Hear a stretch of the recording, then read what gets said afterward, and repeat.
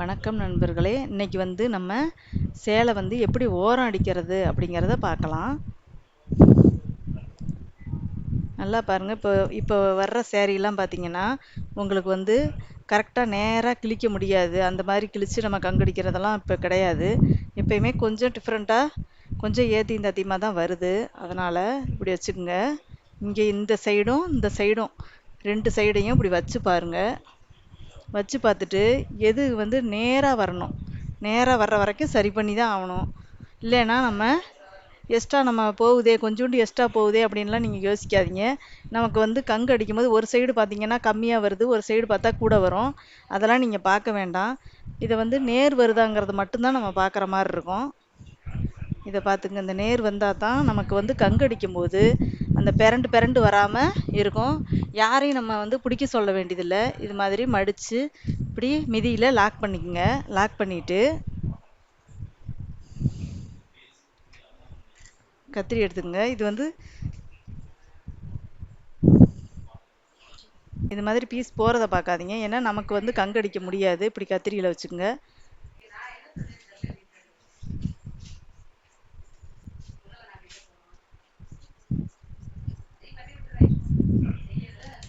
இது மாதிரி பிடிச்சிட்டு இந்த ரெண்டை பீஸையும் பாருங்கள், இப்படி பிடிச்சிக்குங்க. பிடிச்சிக்கிட்டு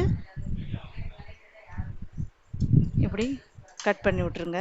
இப்போ வந்து நமக்கு நேர் வந்துடும். இது வந்து நமக்கு முந்தான சைடு. இது வந்து முந்தான சைடு தான் நான் இப்போ கட் பண்ணியிருக்கேன். இப்போ வந்து அந்த சைடு வந்து நமக்கு வந்து ஒரு சைடு ப்ளவுஸ் இருக்கு இல்லையா, இந்த ப்ளவுஸையும் அதே மாதிரி ப்ளவுஸ் இருந்தால் கட் பண்ணிடணும். இல்லை ஒவ்வொருத்தர் என்னன்னா சுற்றளவு எனக்கு பத்தலை, ப்ளவுஸ் இருக்கட்டும் அப்படின்னு சொல்லுவாங்க.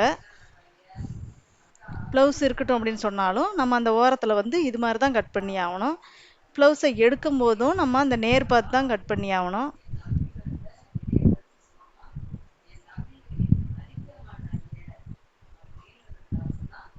இதை வந்து சரி பண்ணிட்டு தான் நீங்கள் வந்து கட் பண்ணணும்.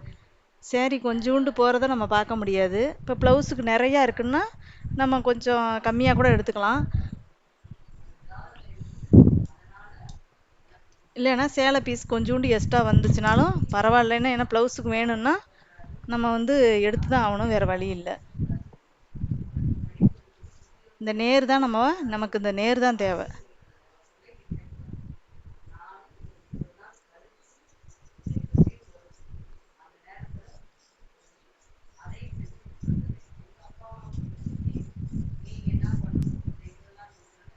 இப்படி மிதியை தூக்கி விட்டுட்டு ஓப்பன் பண்ணிக்கோங்க. இப்போ வந்து நமக்கு ப்ளவுஸ் வந்து இது வந்து ப்ளவுஸ் பீஸ் வந்து எடுத்துட்டேன். இப்போ வந்து நம்ம கங்கடிக்கிறத பார்க்கலாம். எப்படி ஓரம் அடிக்கிறது அப்படிங்கிறத காமிக்கிறேன். இப்போ ஓரம் அடிக்கிறதுக்கு முன்னாடி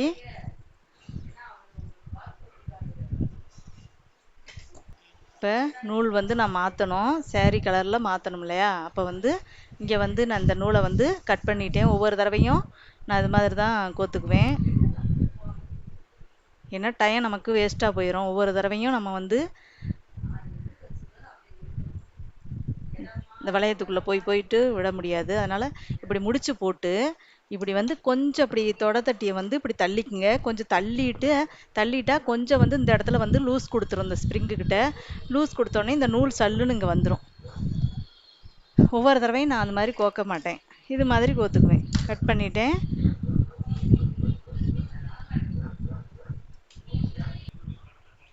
இப்போ பார்த்தீங்கன்னா நம்ம உள்ளே வெளியே பார்த்துக்கணும். நம்ம இப்போ வந்து நல்ல பக்கம் இந்த சைடு இருக்குது.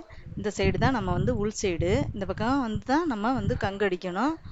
இது வந்து இன்னொரு விஷயம் என்னென்னு பார்த்தீங்கன்னா, ஒவ்வொரு இதில் வந்து பார்த்தீங்கன்னா பூவை வச்சு நம்ம கண்டுபிடிக்கலாம். சில இதில் வந்து பூவை வச்சு கண்டுபிடிக்க முடியாது. ஏன்னா அப்படின்னா ஒரே பிளேனாக இருக்கும், தலைகீழாவும் கொடுத்துருப்பாங்க, மாற்றி மாற்றி கொடுத்துருப்பாங்க. அதனால் வந்து அதை வச்சு நம்ம பார்க்க முடியாது. இந்த கரைப்பகுதியை பார்த்துங்க. எப்பயுமே இதில் டார்க்காக இருக்கிற பக்கம் வெளி சைடும், கொஞ்சம் வெளிராக இருக்க பக்கம் உள் சைடும், இதைத்தான் நம்ம கவனமாக பார்க்கணும். சிலதில் வந்து நம்ம இந்த மாதிரி பூ இருக்க சைடு நமக்கு மேலமாக வரும், அதையும் நம்ம பார்த்துக்கலாம். இப்போ வந்து ஒரு சைடு ரைட் சைட்லேருந்து இப்படி மடிங்க. திருப்பியும் ஒரு மடிப்பு மடிச்சிட்டோம். இந்த இடத்துல வந்து லாக் பண்ணி இப்படி ரிப்பீட் பண்ணி ஓட்டிக்கிறோம் 2 தடவை. அந்த இடத்துல ரிப்பீட் பண்ணி 2 தடவை ஒட்டிக்கிறோம். இப்போ வந்து அழகாக இப்படியே ஓரத்துலேயே அடிச்சுட்டு வர்றோம்.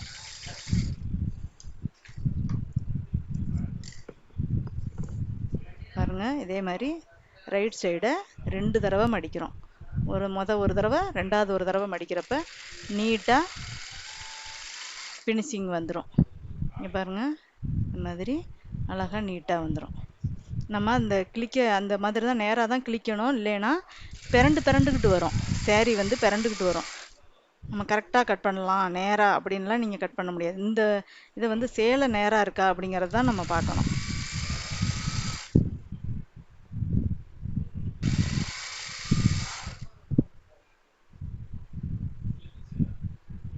அதே மாதிரி மடிச்சுட்டு இப்படி நூல் வந்துச்சுன்னா கட் பண்ணி விட்டுக்குங்க.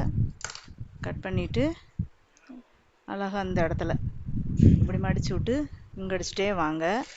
உங்களுக்கு இன்னொரு விஷயமும் சொல்கிறேன். இந்த இடத்துல வந்து இப்படி எக்ஸ்ட்ரா வருதே, என்னடா பண்ணுறது அப்படின்னு சொல்லிட்டு இந்த இடத்துல வந்து உங்களுக்கு எக்ஸ்ட்ரா வருதுன்னா அப்போ வந்து நீங்கள் கட் பண்ணது கொஞ்சம் சரியில்லைன்னு அர்த்தம். அப்போ வந்து நம்ம என்ன செய்யலாம்னா, உங்களுக்கு ஒரு ஐடியா சொல்கிறேன். இந்த மூளை இருக்குல்ல, இதை வந்து இப்படி உள் சைடு மடிச்சு விட்டுக்குங்க. இப்படி உள் சைடு மடிச்சு விட்டு அப்படி எக்ஸ்ட்ரா வந்தால் மடிச்சு விட்டு திருப்பியும் இப்படி ரைட்டு, திருப்பியும் ரைட்டு இப்படி மடிச்சு விட்டிங்கன்னா உள்ளே கவர் ஆயிரும். அதாவது இந்த இடத்துல வந்து எக்ஸ்ட்ரா வந்துச்சுன்னா தான் நான் அந்த மாதிரி சொல்கிறேன். இந்த இடத்துல வந்து திருப்பியும் 2 தடவை ரிப்பீட் பண்ணிக்கங்க. இது மாதிரி தான் 2 பக்கமும் நம்ம நீட்டாக கவர் அடிச்சுக்கணும். நீட்டாக பார்த்துக்குங்க. நீட்டாக இருக்கா? இல்லைன்னா இப்போ உங்களுக்கு வந்து அந்த நேராக நம்ம இது பண்ணி கிளிக்கலைன்னா உங்களுக்கு இந்த வீடியோ பிடிச்சிருந்துச்சுன்னா இப்போ நீட்டாக வரும். லைக் அண்ட் சப்ஸ்கிரைப் பண்ணிக்கோங்க.